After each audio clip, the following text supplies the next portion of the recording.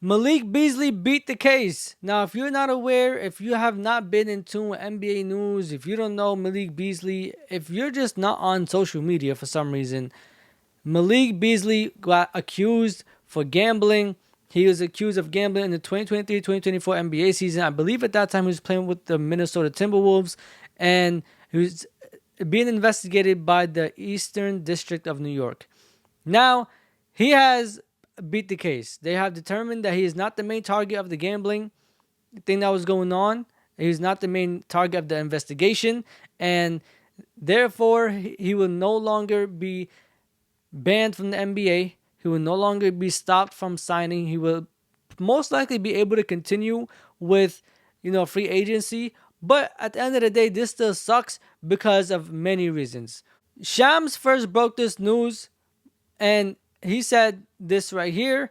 And pretty much his attorney spoke to ESPN. They told them the same thing that I just told ya, that the Eastern District of New York have told them that he's not the main target of the investigation. And then this right here, which basically says what I'm about to say right now. The most unfortunate part is that Beasley was treated like he was guilty before he was proven innocent, when in reality it's supposed to be innocent till proven guilty. And unfortunately, when it comes to high profile people, we see this all the time. But in this case, it was more than most people. I mean, to be honest with you, after a year that he had, I think he made like 300 threes. He was like top 3 in most made threes in the league. He was due for a 3-year, $42 million contract with the Detroit Pistons, which I don't think he'll be able to get anymore. I don't know what the Pistons salary cap is like right now, but I will say that his career is hurt. And whenever you search him up, this will most likely forever be there. And I think a lot of people owe him an apology simply because of that. When you search up Malik Beasley, this will always be there. And people on the internet still think that he got away with this one and that he still gambled. When I was scrolling through social media, some people still were posting videos and tell me how this is not a video that proves that he gambled. This goes to show you how much this tarnished his name. Now, I don't know if he will, spin back around with lawsuits and stuff, but it is really hard to come back from something that tarnishes your image. Now, again, he's an NBA player. This is a gambling allegation. So, I think if he has another good year, this will all be wiped out. If he doesn't, unfortunately, people will talk about this because if you go back before this situation, nobody was talking about Malik Beasley. There was pretty much nothing to talk about. People had nothing to say about him. People had nothing to say to him. And the only other thing people mentioned this whole entire year, and I think pretty much his whole career, is his 3-point makes this season and how great of a season he's had with the Pistons. And also, I don't like the fact that NBA teams don't give players a chance when they're being investigated or going through, something like this. Like, it's not like he's getting accused of SA or something crazy. He's getting accused of gambling on games that he played for with you guys. And it's not like he's in the middle of the season either. He's in the off season. You could have kept him, not banned him from the free agency. Maybe not give him a deal either, honestly, because you never know what's going to happen. But don't stop him from speaking to teams and stuff like that. And if you guys not aware, when this news first broke out, everybody was saying he's cooked. I mean, even I said it. I was like, the NBA doesn't crack down on you. The Eastern District of New York doesn't really crack down on you unless they have evidence. And the thing is that whether they have evidence or not, it's not enough to make them want to target him and make him the main target of this investigation.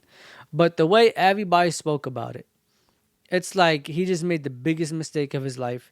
There's no coming back. He's a dumb person for doing so. He's stupid for even thinking about doing this. And to be honest with you, it got really bad. So to see this come out and to understand how, he was treated, you almost kind of are happy for him. Because it's like he has a second chance to just play the game of basketball, something that he's worked so hard for, spent his whole life working for, something that he's really into, and something that he's good at too. And mind you, the Pistons need him. A lot of teams need him. Matter of fact, Look at this right here. The Cavs and the Knicks are interested in him. Now, who do I think he'd be better with? Personally, I want him to go to the Cavs. I don't like him with the Knicks. Although they do need a 3-point specialist. Okay, I know they have Bridges. I know they have Anunoby. I know they have Josh Hart. But those guys have very streaky shooting splits. Sometimes they're on and sometimes they're off. And whenever they're off, they're all the way off. Now with him, I think it's a little different. I think he understands that's probably his main job is to be a 3-point specialist. So for the Knicks, this will be great, but I think he'll just be better with the Cavs. I think there's more opportunity. I think Donovan Mitchell has, became more of a playmaker than he ever was before. I think Darius Garland will look for him more, and I think the Cavs just need something after losing a couple of guards that they lost. And I just feel like that he'll fit there. Now, in terms of salary cap and who can offer him what, in my opinion, honestly, bro, at this point, go with the most amount of money. Because you saw how fast they dropped you when you got accused of something. And you didn't even get accused of no predator stuff. You didn't get accused of SA. You didn't get accused of violence. You didn't get accused of anything that can tarnish the name of the league, the image of the league, sponsorships, or anything like that. You got accused of doing something that I'm pretty sure players are going to continue to get accused of doing. And gambling in a year previous to the year that you're playing in now, on top of that, in the offseason. So you saw how fast they let you go. If I'm you, I'm going with the most money I'm getting because I don't care about you just like how you didn't care about me. And to be honest, if you're not trying to win a championship, which I highly doubt, but some players do say they'd rather the money over a championship. So if they could make a lot of money, they'll take that before they take a championship. So if you're one of those guys, I'll go to where I can make the most money because they're offering you 3-year, $42 million. That's if you average it out about $14 million a year. If you guys know, that's not usually how NBA deals work. Usually, you're not just dividing it by 3. It's a little different. Some years you might get 12. Next year you might get 13. Next year you might get like 15. But for him, if you could get a 3-year 45, take that instead. A 3-year 48, take that instead. If you could get a 3-year 51, take that instead. Because you saw how fast they let go of you. Even if you could get a 1-year 20, take that. They let go of you so fast. As if like you just did the worst thing on earth. As if like you didn't just have the best year of your career. As if like you didn't just give them all you had. And y'all was so close to beating the Knicks too. They did him dirty after all they needed from him in the first round against the Knicks was like 2 hot games. Now, unfortunately, I don't think he was able to get them. I think he only had 1/2 of a game. But they did him dirty like they did not need him. Like, come on, bro. This is crazy. This is crazy. I think everybody owes him an apology. And I think that whatever team he signs to, he should go with the money. And if you find the money and the best fit or the same amount of money he was offered before and a good fit for a championship, go ahead. Because being top 3 in 3-point makes in today's leagues, you are definitely needed. Now, in other news, Anthony Simons, there has been the Sixers and the Nuggets that want to trade for him. Will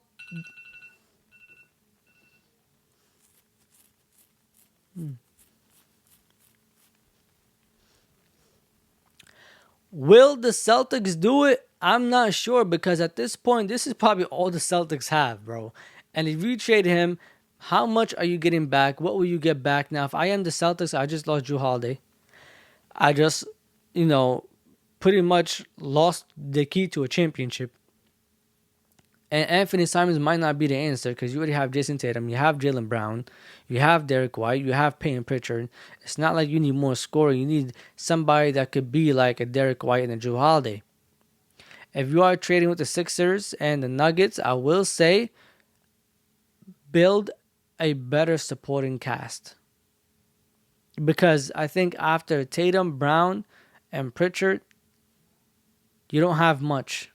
You also got rid of Porzingis too. So you don't have much. If I'm the Celtics,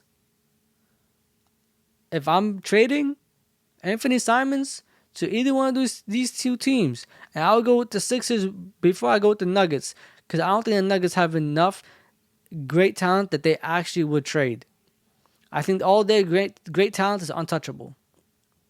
So I would say if you're gonna trade with the Sixers, get you like one or two pieces, like a Kelly Oubre and somebody else, or just a Kelly Oubre. I don't know what contract's looking like, but get you something that helps you out, because right now you're cooked. And this year, I know Tatum is down, and you're not gonna be competing for anything unless Jaylen Brown just turns up on some Magic Johnson shit. Trade for somebody, or just leave it how it is, and just see how it turns out when Tatum comes back. Bad news out. Thank you so much for watching the video. Like, comment, subscribe, and share. This is Real Talk with E. Safe.